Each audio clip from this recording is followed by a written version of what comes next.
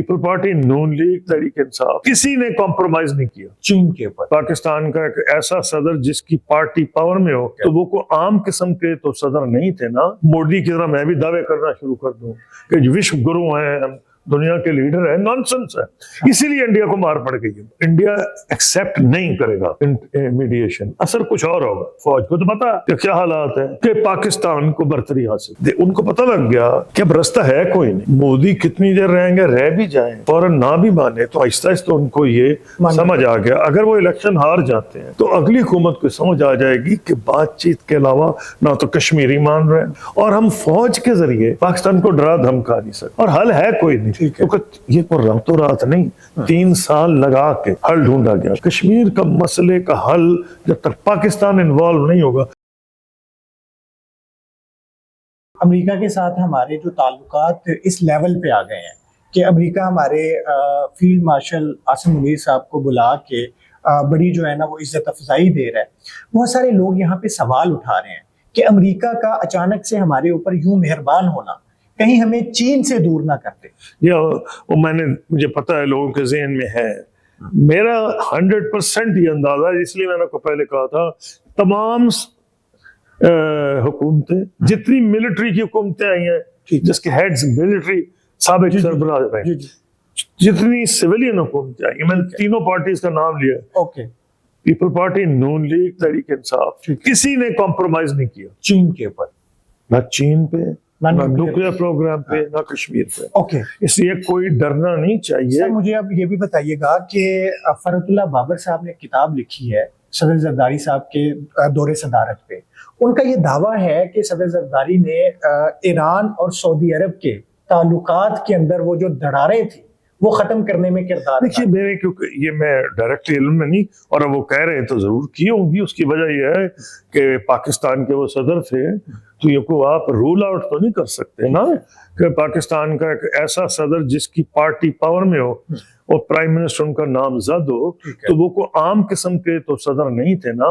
उनके पास हालांकि पावर वो नहीं थी जो 8th अमेंडमेंट में शुरू में ज़िया-उल-हक के दौर में थी, लेकिन वो पावरफुल सदर थे उनके, क्योंकि उनकी पार्टी हुक्मरान पार्टी थी, उनका नामजद बंदा वजीर आजम था।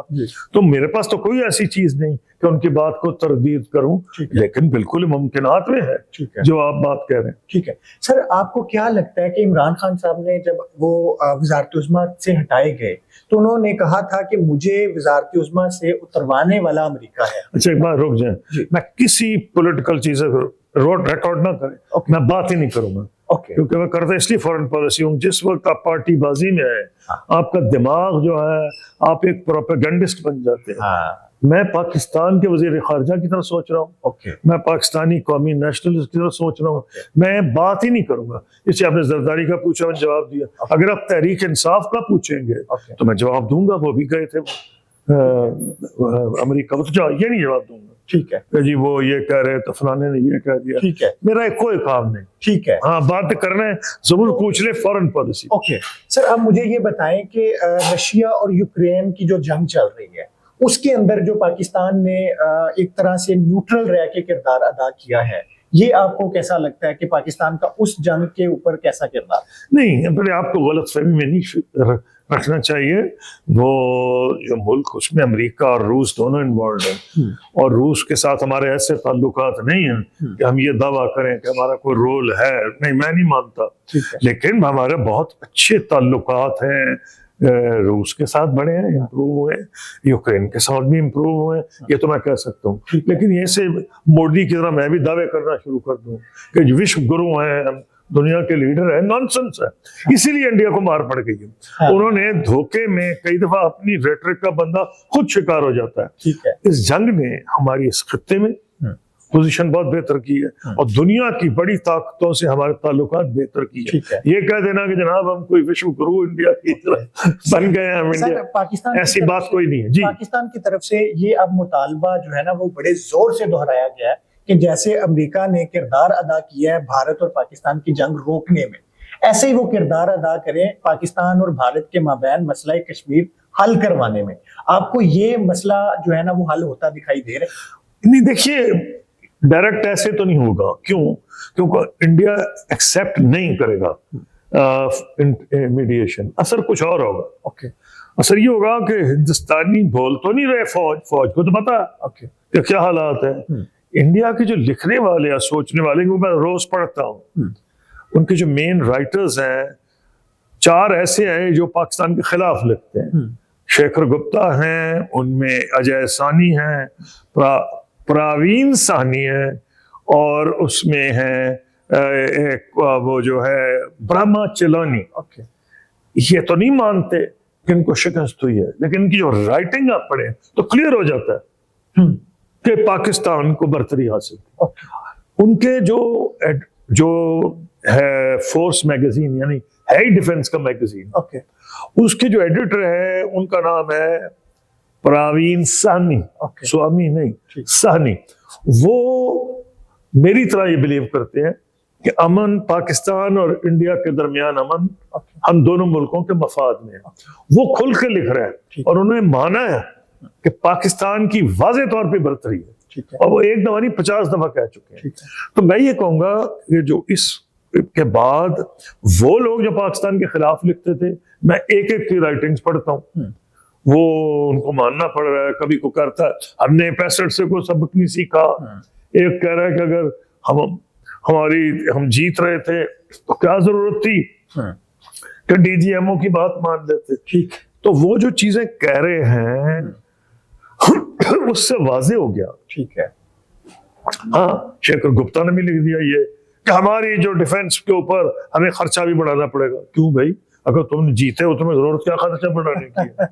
تو کہنا یہ تو دنیا میں بھی واضح ہو گیا اور بین الاقوامی طور پہ بھی لکھا جا رہا ہے. تو دیکھیں بات یہ ہے، تو یہ وجہ ضرور ہے، وہ نہیں کہ وہ ٹرمپ کی انٹرونشن مان لیں گے. مجھے بڑا تجربہ ہے، میں نہیں مانتا. ٹھیک ہے، یہ تو کوئی خواب ہی میرا پورا ہو جائے گا اگر ایسی بات نہیں، وہ نہیں مانیں گے.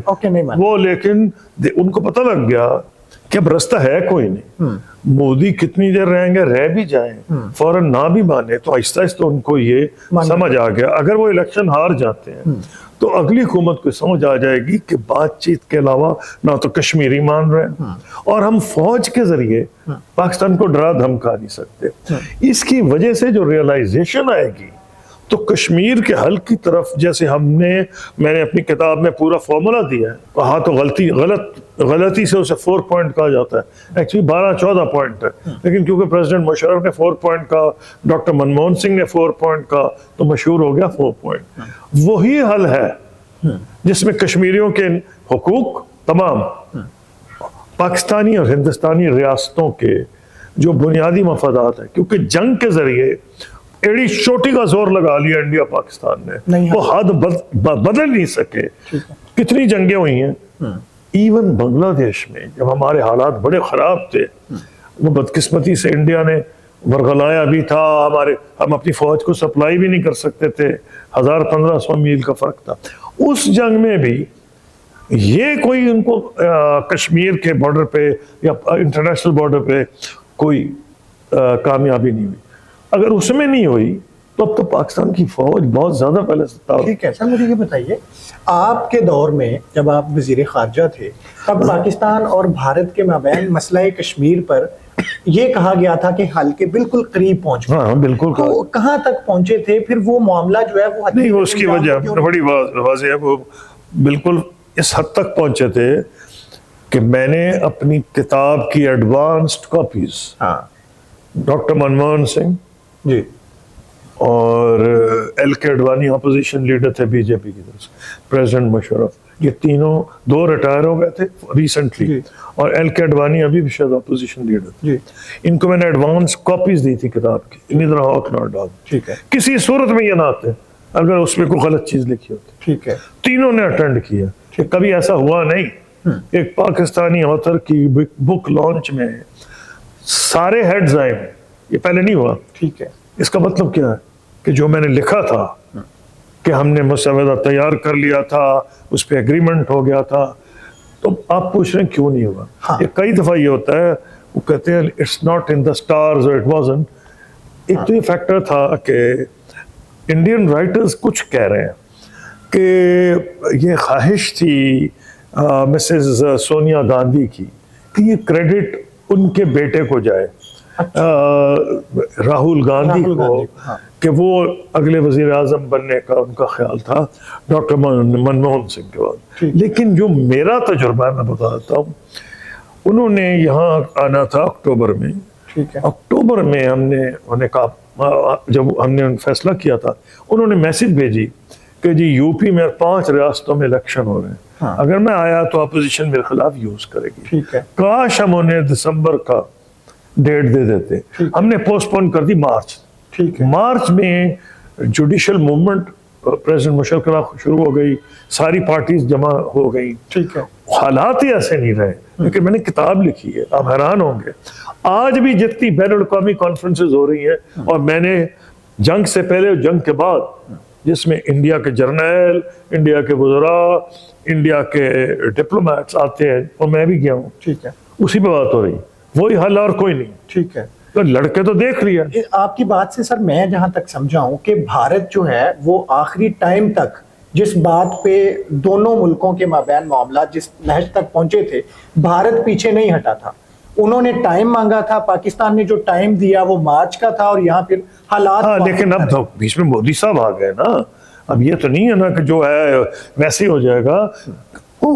पैरा 1 3 बन जाएगा, पैरा 3 2 बन जाएगा, ये इसके अपना स्टैंप लगाना चाहिए, और हल है कोई नहीं, क्योंकि ये कोई रातों रात नहीं, 3 साल लगा के ठीक है हल ढूंढा गया। ठीक है। पहले बैक चैनल, ओके, फिर वो हमारे पास आता था, मीम मेख लगाई जाती थी, मैंने उसकी सेमी कॉलन फुल स्टॉप भी ठीक किए। इसका क्या मतलब है? उन्होंने भी ये किया। जब इतनी सोच से किया गया हो तो कौन सा नया हल ढूंढ लेंगे? कश्मीर का मसले का हल जब तक पाकिस्तान इन्वॉल्व नहीं होगा, हमारा तारीखी तौर पर स्टैंड रहा है। ठीक है। नवाबजादा लियाकत अली के बाद आए फील्ड मार्शल अयूब खान, हर बंदे के मैंने स्टेटमेंट रिकॉर्ड किए अपनी किताब में। ठीक है। हर एक के, सिविल और मिलिट्री के, जिसने कहा है कि जी United Nation Security Council resolution हमारा बेसिस है, क्लेम है, और उसमें प्लेबिसिट है, लेकिन अगर भारत आगे बढ़ेगा एक कदम तो हम भी बढ़ेंगे। तो आगे बढ़ने का मतलब यह है कि भारत बात करेगा तो डायलॉग होगा। हूबहू मनवाना तो कब जंग करके जीत ले, ठीक है, और तो कोई नहीं है। हाँ। तो वो तो अभी तक नहीं हुआ, ना वो कुछ कर सके ना हम कर सके। तो मेरे जहन में ये है कि अगर आप सियासी गप्पे ना मारे, जो झूठ बोलते हैं आके हर मुल्क में, हम ये कर देंगे वो कर देंगे, हल वही है। क्योंकि पाकिस्तान ने अब के बरतरी साबित की है, जो हिंदुस्तान की लीडरशिप को समझ आ गई है, उन्हें ये पता है कि हट धर्मी पहले कहा करते थे, अब तो हल कुछ भी नहीं हो सकता। क्यों? हमने आइन बदल दिया। और मैंने कहा तुम्हारे आइन बदलने से भी रिसेंटली मैंने कहा जंग के बाद, कल अगर मैं आइन बदल दें और हम कहे जी वो जूनागढ़ हमारा हिस्सा है, तो मान लोगे? ठीक है। तो ये अब उनको समझ आ गई है बातचीत के जरिए। सर ये तो अब मुझे, thank you very much. Last आखिरी सवाल, मुझे ये बता दें कि वही फार्मूला जहाँ पे भारत तब स्टैंड कर रहा था, अगर उस फार्मूले पे मसला कश्मीर का हल नजर आता होता, आपको क्या लगता है कि पाकिस्तान इस सिचुएशन में उस फार्मूले पे जा सकता? देखिए, मैं किसी हुकूमत के हाथ नहीं बांधना चाहता, मैं तज्जिया कर सकता हूँ। मुझे इंटरनेशनल रिलेशंस का शौक है, मैं इस पर पढ़ता हूँ, मैं फॉरेन मिनिस्टर रहा हूँ, तो मेरे पास एकेडमिक नॉलेज भी है, प्रैक्टिकल भी है। तो मैं तो एक तज्जिया कर सकता हूँ, पाकिस्तानी नेशनलिस्ट, वो बेहतरीन हल। दोनों मुल्कों का बुनियादी मसला गुर्बत है, क्लाइमेट चेंज है, जैसे और तबाही आ रही। ठीक है। और ये देखना कि क्यों हम सारी दुनिया से पीछे रह गए, बर सगीर, जनूबी एशिया से पीछे, यूरोप को तो छोड़ ही देना, चीन से तो इतने पीछे कि शर्म आती है, हम आगे थे। जब तक कोऑपरेट क्लाइमेट चेंज में नहीं करेंगे, वाटर पे नहीं बात होगी, जब तक कश्मीर का मसला हल नहीं होगा, और ये हल सिर्फ बातचीत के जरिए हो सकता है। बहुत शुक्रिया, थैंक यू सो मच।